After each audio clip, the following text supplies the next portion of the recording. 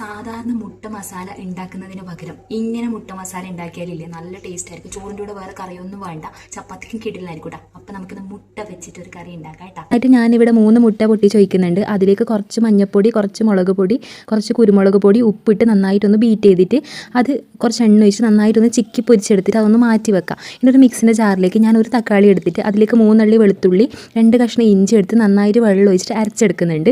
ഇനി ഒരു പാത്രത്തിൽ കുറച്ച് എണ്ണ ഒഴിച്ചിട്ട് സവാള ഇട്ട് നന്നായിട്ടൊന്ന് വഴറ്റിയെടുക്കുക. സവാള നന്നായിട്ടൊന്ന് മൂക്കണം കേട്ടോ. എന്നിട്ട് അതിലേക്ക് കുറച്ച് മഞ്ഞൾപ്പൊടി, കുറച്ച് കുരുമുളക് പൊടി, പിന്നെ മുളക് പൊടി, കാശ്മീരി മുളക് പൊടി, ഗരം മസാല, പിന്നെ അതിലേക്ക് കുറച്ച് പെരുംജീരകത്തിൻ്റെ പൊടി ഇട്ട് നന്നായിട്ട് ആ പച്ചമണം മാറുന്ന വരെ വഴറ്റിയെടുക്കുക. പിന്നെ അതിലേക്ക് തക്കാളീൻ്റെ ആ ഒരു ഇത് ഒഴിച്ചിട്ട് നന്നായിട്ട് മിക്സ് ചെയ്യുക. ആവശ്യത്തിന് ഉപ്പ് ഇട്ട് കൊടുക്കുക. നന്നായിട്ട് വഴറ്റിക്കിട്ടുമ്പോൾ അതിൽ കുറച്ച് വെള്ളം ഒഴിച്ചിട്ട് ഈ മുട്ടയും കൂടി ഇട്ട് നന്നായിട്ടൊന്ന് മിക്സ് ചെയ്തെടുത്താൽ നമ്മളെ മുട്ട മസാല റെഡി ആയിട്ടുണ്ട്. അപ്പോൾ ഇതിൽ ശ്രദ്ധിക്കേണ്ട ഒരു കാര്യം എന്ന് വെച്ചാൽ ഉള്ളി നന്നായിട്ട് വഴറ്റി കിട്ടണം. അതേപോലെ തക്കാളീൻ്റെ പച്ചച്ചവ മാറിയ ശേഷം മാത്രം മുട്ട ചേർക്കുക കേട്ടോ. അപ്പോൾ ഒന്ന് ഉണ്ടാക്കി നോക്കിയാൽ നല്ല ടേസ്റ്റാണ്.